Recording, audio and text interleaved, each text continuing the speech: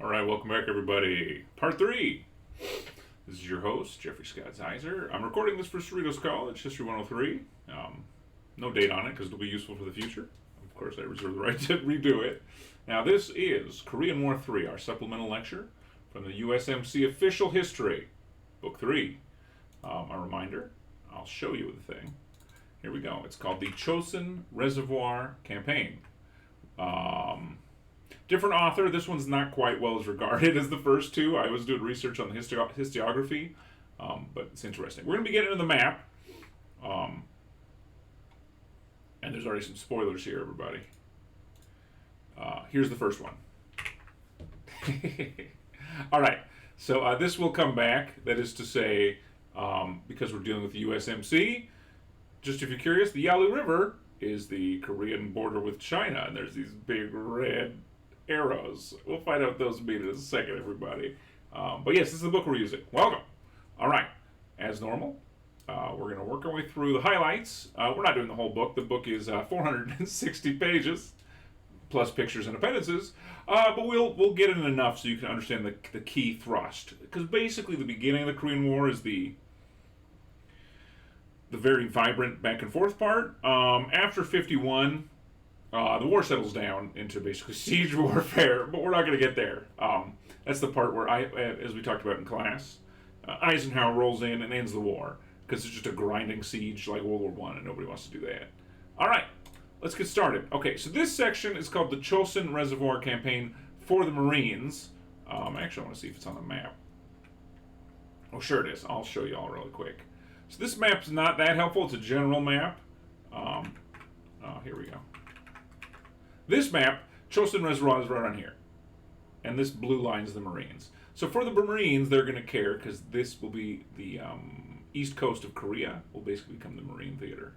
And this is the reservoir around here where they have one of the most famous Marine fights in Marine history. And you thought Incheon was big. By the way, Incheon's down here for anybody who's curious. This will become one of the biggest fights in Korean lore, or Marine lore, we should say, for the USMC. All right, so that's why it's called that. So intro to the campaign. Let's do a bit of this. Okay. Now this takes place in the late 50s, as we're going to see in a minute. It's part of this general northward push. So let's introduce that really quick, because basically we stopped at Incheon last time, right? And the UN forces / US, right? They cut the peninsula in half. They cut off about half the North Korean forces. The North Koreans retreat. And then you get this, which is to say, a major push. And you have the dates here. September 27th. October 1st. Now remember, that's why I have this map up. The invasion happened second week of September.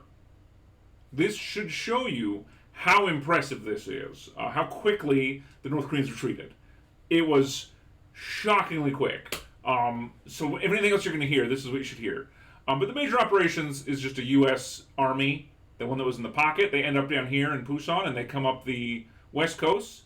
If you see ROC, remember we mentioned the Koreans were taken over by the United States command structure, but here they are attacking. Now, interspersed with this, there are many UN units: Turkish, French, British, Australian. There's a Filipino. There's a bunch of United Nations troops in here too. But these are the army groups, what their names were. And the Marines, by the way, this is within 2 weeks of this invasion. They get on a boat, steam all the way around again, get their whole division, and invade over here in Wonsan. They do it again. So that's why they'll be over here. It'll basically be their theater. If you notice this little arrow goes here and kind of dies off, the Marines do most of this pushing, and then the First Republic of Korea Army backs them up. So that's the idea here. Okay, now there was a very important political decision at this line. This 38th parallel was the line which, before the war started, Soviets in America decided in treaty was the correct subdivision of Korea. So now let's be really clear. The North Koreans already crossed the line. That's how the war started. Now, though, the question was, do the UN, and more specifically, the United States military, cross the line? Now, why? Basically because they're so successful. They're like, let's go for it. Now, it was aimed to unify Korea under a democratic government, but they had big logistical and strategic challenges. Logistics, as we already talked about, Korea was not very easy to supply anyway with its natural terrain. Now it's been had a war going on it for several months. It's worse. Most of the Japanese infrastructure now has been decently demolished, although the roads and railroads do hold up the whole war, which is quite impressive. But they decide to go for it. Let's attack. Let's hit. Let's just keep. We have momentum. We got to keep going. Okay. Now, well, I should at least mention MacArthur is still in command, and he is a big fan of swift, decisive attacks. And he thought they got to go for it. And it required a lot of planning, which, well, I'll be honest, he did it all of World War II in the Pacific. He's a quite good commander. Now, what we're going to focus on here, there's 4 major battles. Now, there's going to be the Battle of Sudong, Chosin Reservoir, which is up in this area. It's not on this map, though. There's a crisis at Udamni, and a breakout from there. Now, why does this matter? Because all of these involve something called the CCF down here. Hi, everybody, spoiler. Chinese Communist Forces. Uh-oh. Yes. So the uh-oh is this one, everybody.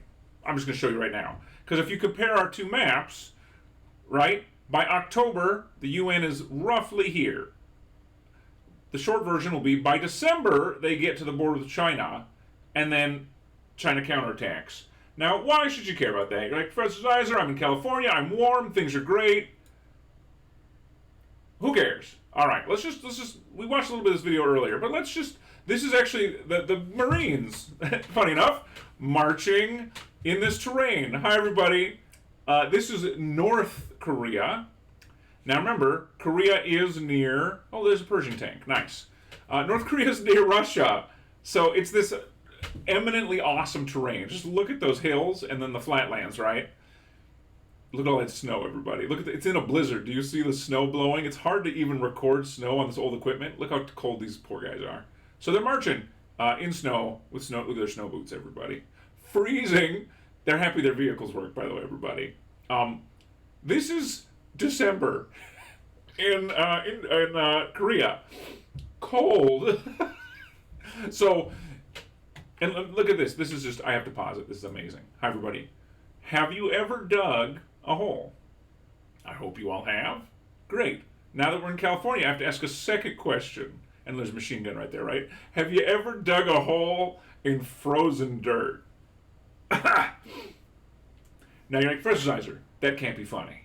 It's hilarious. The first-hand accounts of the Korean War are truly painful. Some of them are in this story because, again, they're going to get attacked by the Chinese in a minute. Digging in cold dirt is like digging stone, nearly. It's really bad. So this is a brutal experience, and by the end of this, right, they're at the top of Korea, so their supplies are light, and China counterattacks, and it wouldn't shock you. Oh, there's a machine gun, too. Yeah, the Chinese have better supplies because they're closer to their border, and there's times 10 to times 100 of them. Hi, everybody. I hope it's sounding, you're starting to see the compulsion here, like, wow. I can see some problems with this, Professor. Yes, me too. Already we've kind of got the main point, but let's keep going. Okay, so there's logistic prep. Is there anything I want to really cover here? I'll give you a couple highlights. I don't want to overwhelm anybody. Okay, we did the decision across the parallel. Let's see if there's anything I want to add. I do have a lot of notes here.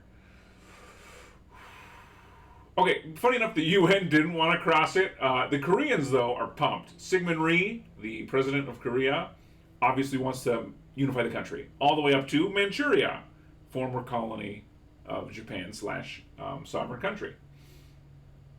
Okay, so they decide to go for it, right? Now, they're trying to figure out how the heck do we supply any of this. He basically has to assign a whole Army Corps of the United States Army to supply all these troops. The biggest issue, harbors. There's only 2 that work. Funny enough, Incheon was one of them, right? The other one is Pusan. So there's only 2 places big enough to get bulk shipping. Pretty nuts. So the supply is very difficult. By the way, this attack, they got a little more time than we thought. This is around it was planned for the 20th of October, but they moved it up. Because they were doing so well. All right. What's their objectives here for the most? We'll focus on the Marines because we're doing the Marines, right? The Marines are again attacking a beachhead and holding it. That's their goal. And again, they got here before the Republic of Koreans, trying to distract. That's basically their goal, right? And there's challenges and stuff, but the short part is they managed to do it. They do it October 6th. So this line here is the. It says the 27th, but I'm sure they weren't there by then. It was this part maybe. But they basically invade. They managed to do it. Good for them. They have to mine sweep, which is always fun.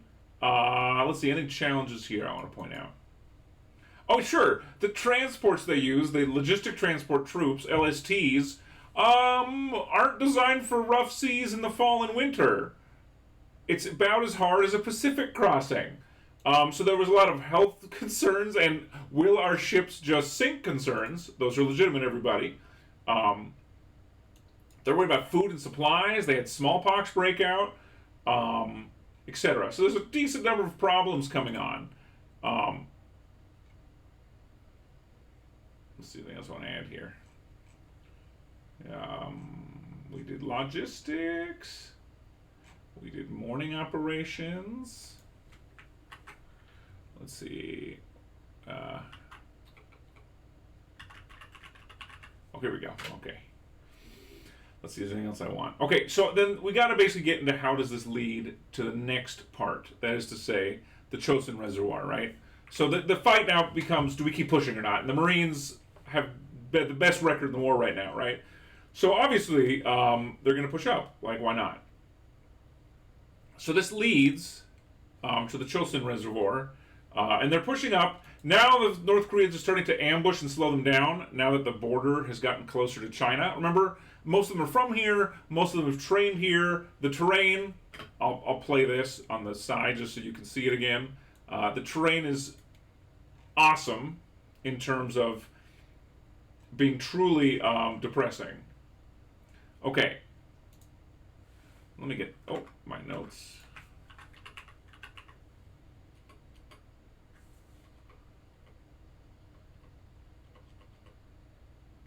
Okay, so a note on this fight. It's a very minor fight. I don't think I'm that worried about it. It's down here, Kojo. See down here, they landed above it. They actually had to march back and help the South Koreans because they could. The idea was, the South Koreans will punch through and meet the Marines. Didn't end up happening. So they're basically forced to go save their allies. Slightly embarrassing, right? Okay. Chinese. Let's get to the Chinese. So there's a lot of major operations. I'm not going to get into them all, everybody. We'll be fine.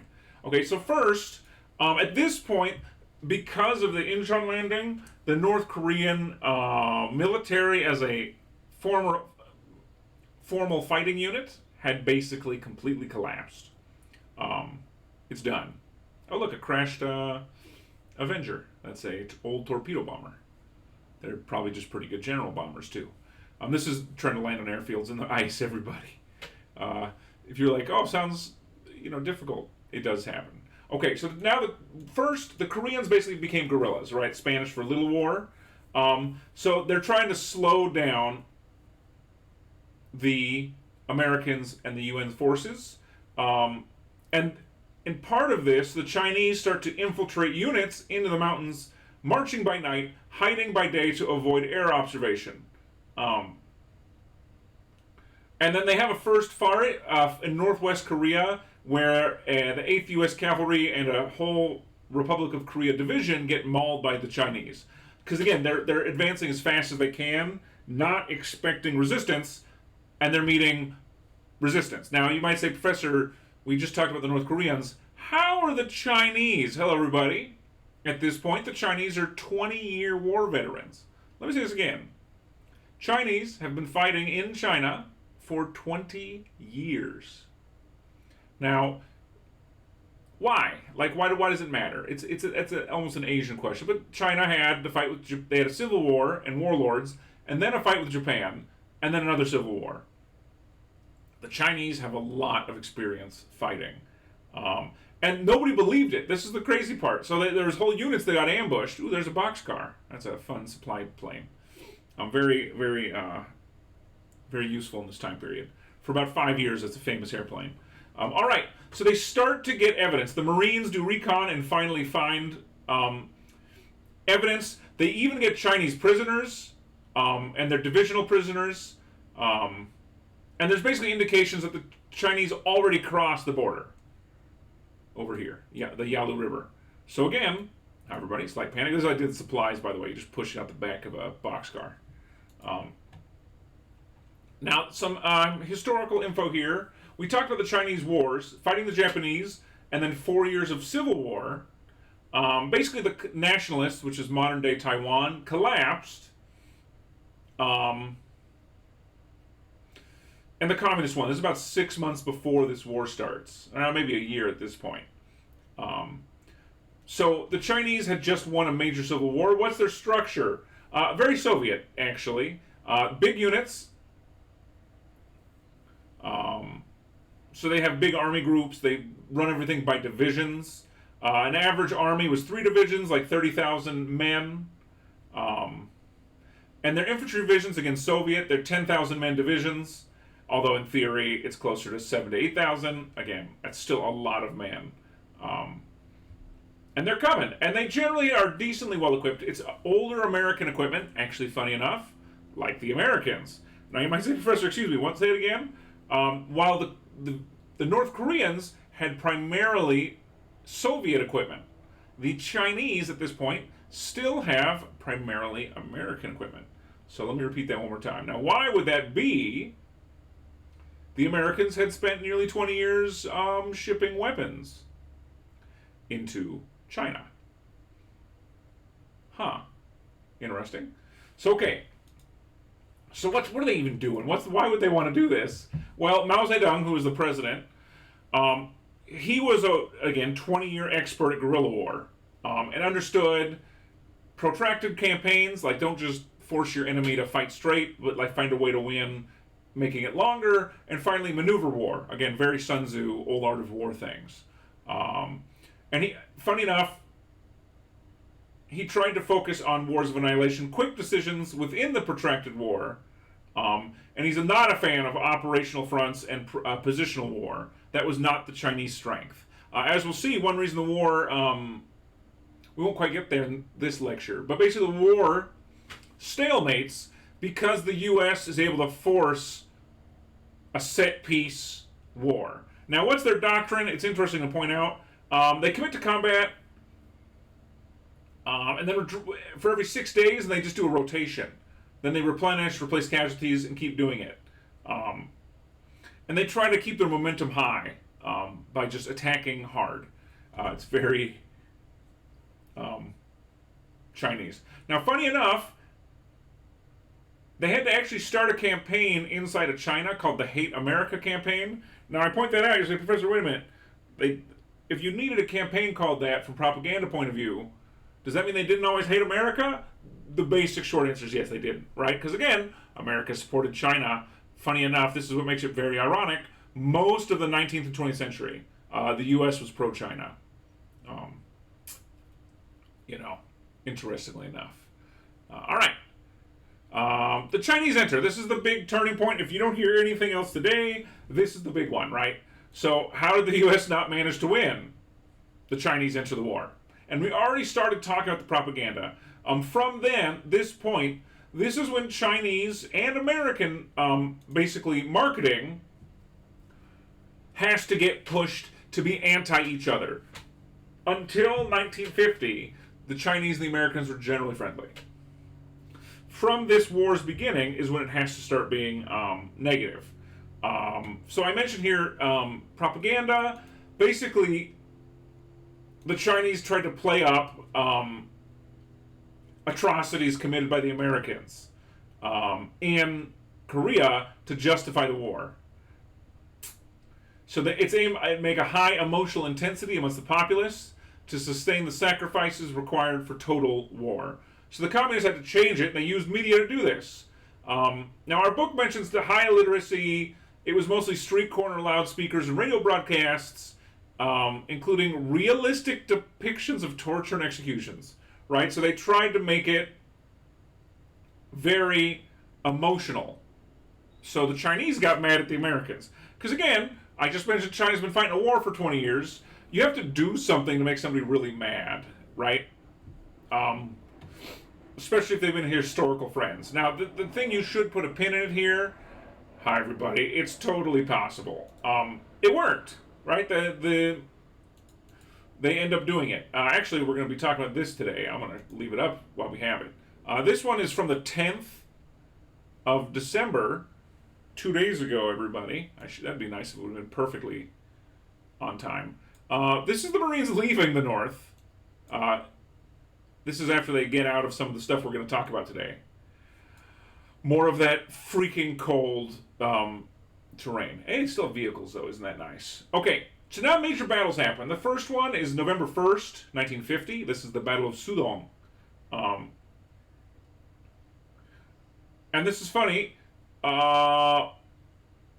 Before the battle starts, the Republic of Korea's troops just start retreating. Now, why does this matter? It basically lets the front collapse, and this will happen. This happens for the Marines specifically in Sudong. That is to say, the South Korean forces aren't always very good at keeping their positions. They spook easily. So in this case, the Marines are dug in, and then they get attacked for the first time in several months. And this is the beginning of the Chosin Reservoir campaign, basically. And this is, like we talked about, the Chinese basically infiltrate at night and try to attack specific parts of the line in the evening. And in this case, they even had a tank, so it's probably North Koreans, where they even managed to get the tank into the American positions and cause trouble. At this point, there's communist regiments poking the Marines. By the way, their command still doesn't believe them. They're like, we're fighting the Chinese. There's no way you're fighting the Chinese. They don't believe it until it's totally collapsed, if you're curious, the whole front. So we have another battle, Battle of How Hill. There's a lot of battles, everybody. They get attacked by North Korean tanks again. There's still a couple knocking around. But now there's combination North Koreans and Chinese.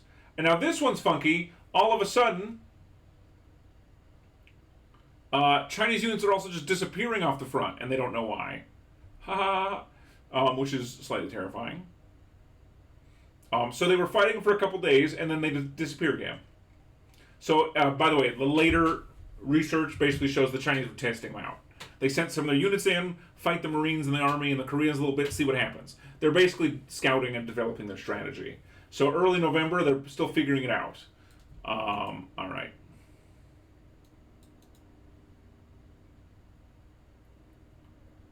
And they basically try to fix this. Basically, one corner has the... they're trying to figure out how they're invading. At this point, too, there's the 7th Infantry Division is also with the Marines. The Marines are only one division, everybody. So it's less than 10,000 guys. It's not a whole lot of people. Okay, anything on the planning I want to add? We talked about supplies already. So the turning point now is 15th November, 1950. And why is it bad? There is an 80-mile gap between the 8th Army and 10th Corps. Why does that matter? I'll show you on the book map really quick. Here we go. So basically, on this side of the border, you have 8th Army. Here you have 10th Corps. There's a gap. Just that Korean army we saw before disappeared. It just kind of ran away. Because of the Chinese coming. So now the mission changes. They basically want to attack the Chosin Reservoir. That's this picture again, right? They're like, get up here, see what happens. He wants to change his mission, focus on cutting the Chinese. Up here, actually. He's like, go all the way here, cut the Chinese off from their Soviet supplies. Russia/Soviet Union's right here, everybody. So the first step is to get up into this reservoir, and you see these arrows. The army does get up all the way to the border at some points. Okay. So this changes their mission. Skip. Okay. Still on an ad. Yalu River. Funny enough, MacArthur himself, very confident. This actually was what gets him fired. He allegedly wants to just invade China immediately. And because he complains that they weren't aggressive enough, he'll get fired. He publicly complains, that's why. And he even gets permission to bomb the bridges over the river, but here's the rule. You cannot violate Chinese airspace. Let me say it again. You can't go into China. So they have to try to blow bridges without going into China. By the way, if you're curious, it was very ineffective. And there's even a battle at this place. We're talking about the Yalu River. In 1904, there was a big Japanese battle with the Russians here, and they won. Now, estimates here, they have no idea how many troops there were. They're hoping there's not so many.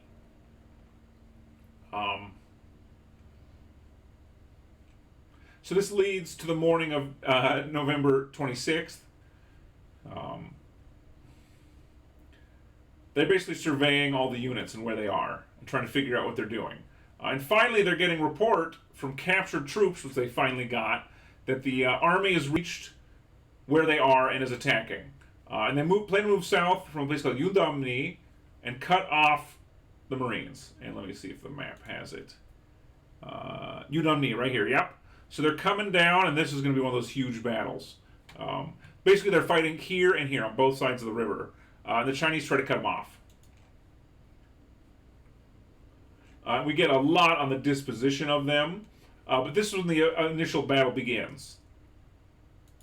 All right. So all of a sudden, when it's quiet, they're basically they're trying to push forward now, getting attacked by waves of Chinese soldiers. That's the short version. And let's see here. Oh, I'm pretty happy with that. Hold on a second. I need to check my PowerPoint. Okay, we're on.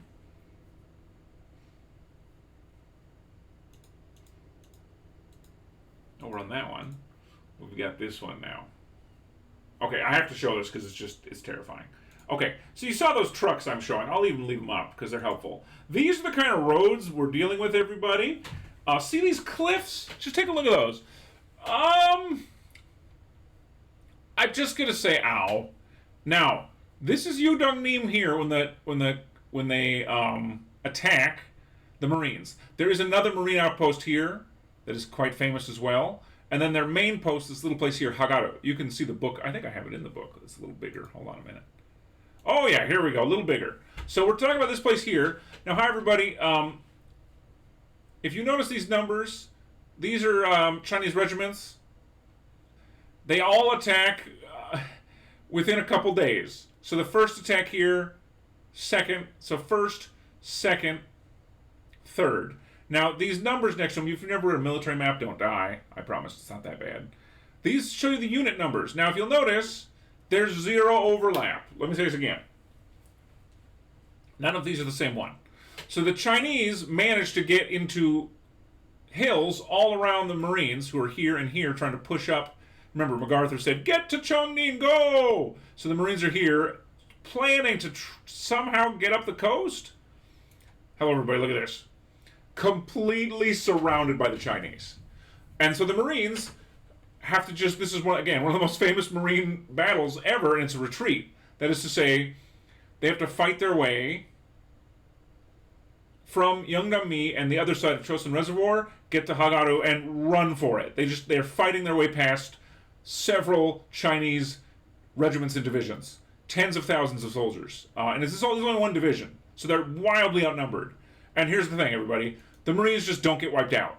And look at this terrain. So it's this kind of terrain, everybody. It's either like one side's a giant down cliff and one's up. And a lot of these, like in here between these two cities, it's just a giant valley.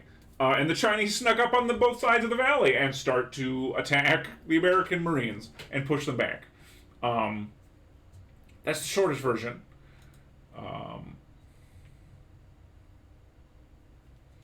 So this is a whole army group they're getting attacked by. So that's 30,000 men against maybe 10.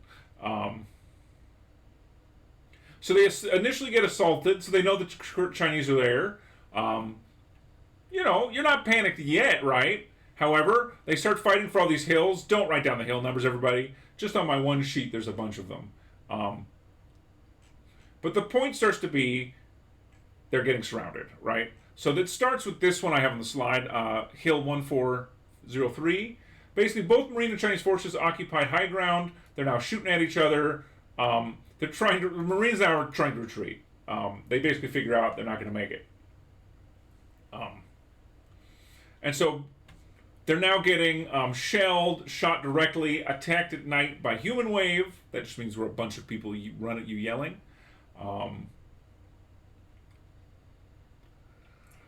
And they have to withdraw down this whole road. That's basically what's happening. I'm seeing everything else I want to add here. Okay, so what ends up happening is they get to Hagadu here, and you get it's called this battle has a nickname, which is Hageru's Night of Fire. If you just want to know, is that like Professor? That sounds like a serious battle. So again, yes, they're retreating. They're trying to hold. Remember, they're in these valleys surrounded, and they get attacked. So they're briefing. They're getting ready to defend. They have preparations. Right? I have the preparations on here. They use C4. They made sandbags. They have flares and booby traps. They have white phosphorus mortars. It's all at night, by the way. They're trying to figure out just how to hold. And this is now the point where even like the back echelon, like cooks and stuff, have to fight. Now the Chinese managed to penetrate the lines several times, but they don't use them effectively. And they have a problem. The Chinese sometimes will get near winning, and then they start looting the American positions instead of fighting, which was, I guess you could say, lucky for the Americans. It's so bad. Their their medical stations are being repeatedly hit by bullets. General Smith, who's here, his place is getting shot at. They have to literally use their service troops to try to defend. All right. Let's see anything else I want to add. And again, these are the first person reads of these fight are amazing, but the short version is brutal. And basically, the reason it's called Night of Fire, the whole little city they're in, the little town, is just burning to the ground. So again, you can see from the dates here, they now have to retreat, and they retreat. They actually get out, which again is not something that is necessary, not expected. Now remember, the Marines so far had only won, but at this point they're figuring out, all right, we got to run. So these nighttime tactics. How do the Chinese do it? They use bugles and flares, actually. If you've never heard of bugle, it's a small little brass instrument from Europe. But it used to be used for cavalry charges. So they use sound and flares. That's how they did it. And they attack around midnight is their normal strategy. And these are a big deal. Like, when the Marines get attacked, it'll be like 500 Chinese die. Like, it's a huge number of people attacking these hills. But again, terrifying, right? And these are, by the way, I double checked. These are all divisions. So these are like 6,000 guys each. Now the Marines managed to hold, and now it's the opposite. Now they're not attacking. Now it's just a breakout and withdrawal. So they're doing a fighting withdrawal through each of these cities. That's what this picture is, basically, everybody, right? They're trying to get out, and they got to march and get out. All right, let's see if I add anything else from the next slide. Stand by, everybody. We're here.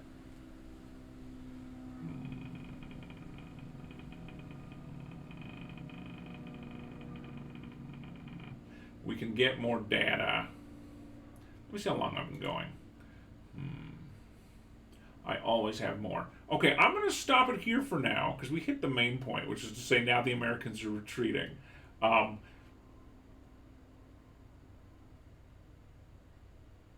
I will reserve the right to do a part 2. Let me see here. I have a lot of background notes, everybody. Stand by.